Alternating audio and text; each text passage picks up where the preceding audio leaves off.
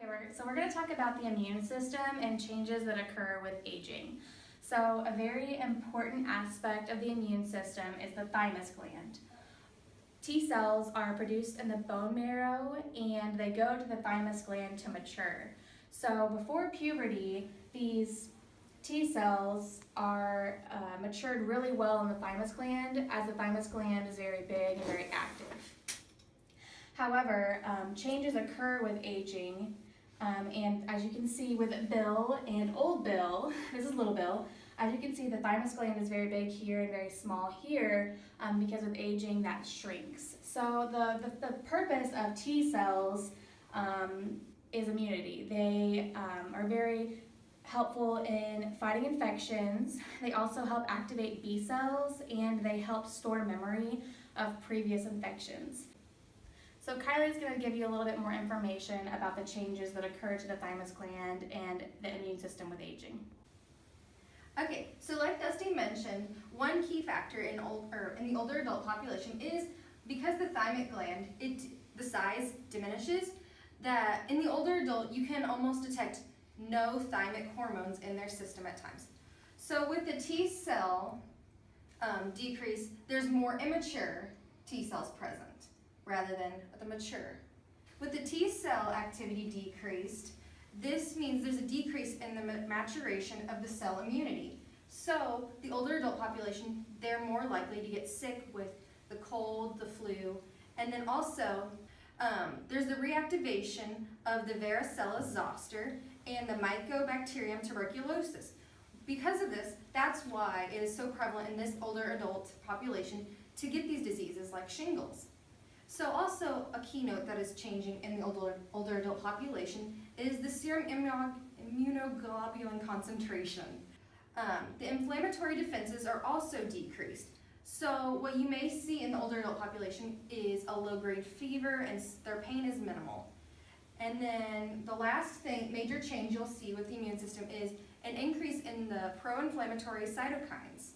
So this is believed to be linked to atherosclerosis, diabetes, osteoporosis, and other diseases that are increased with the prevalence of age.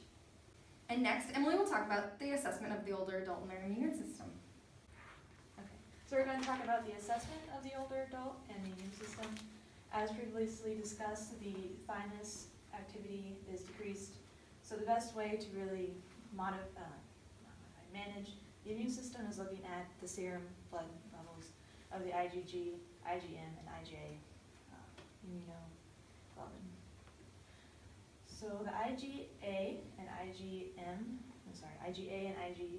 are increased while the IgM will be decreased in the older adult.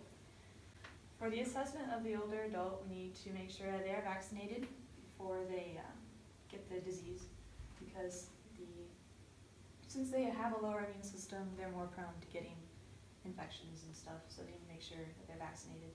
You also need to make sure that they're having enough food and are in good health, because that boosts the immune system.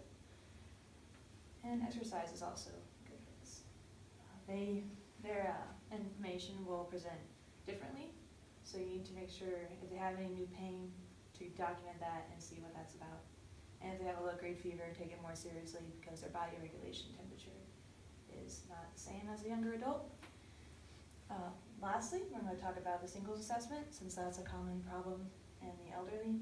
Shingles will present usually on one side of the body as a painful blistering rash.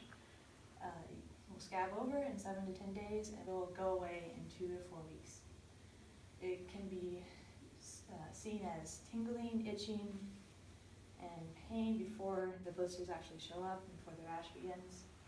And the rash is usually present in the face, like one side of the face, but not usually around the eye. And now Mary will introduce nursing implications for the older adult. Okay, so I'm going to cover nursing implications in regards to an older person and their immune system.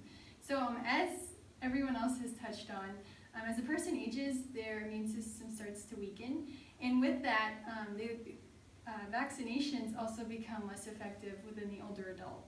So it's important as a nurse to make sure that they are being vaccinated even though their bodies don't take it, as well because older people are more likely to become infected with various illnesses.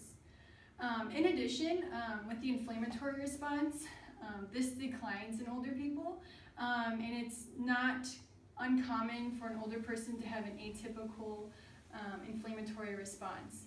So like as Emily touched on, they could have low-grade fevers and minimal pain response.